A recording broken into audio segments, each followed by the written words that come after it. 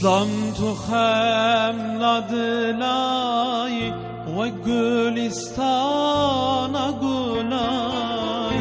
serte dukhinin helbesta tu evina bilbilay serte dukhinin helbesta tu evina bilbilay İslam tu der ye cennete tu müfteha saadete mizgina dünya ve ahirete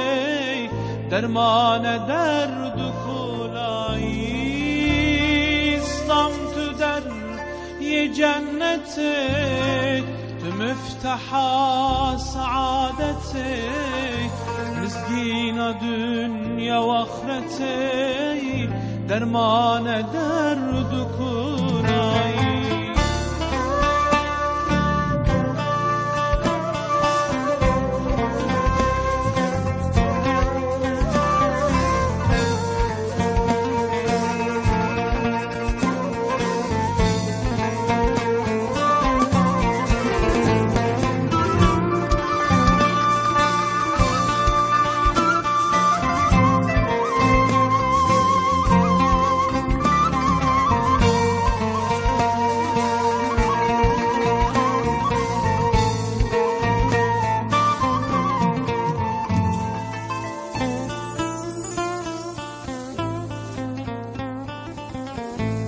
İslam velat betexweşin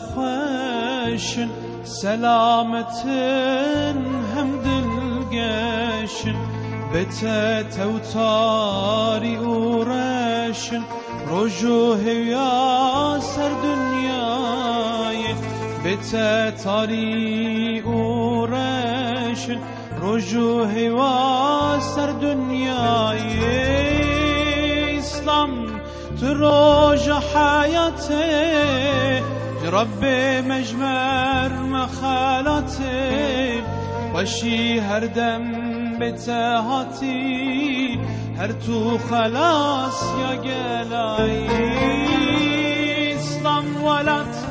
بتخوشن سلامة همد القشن بتتوتاري أورشن رجوه ويا سر دنياي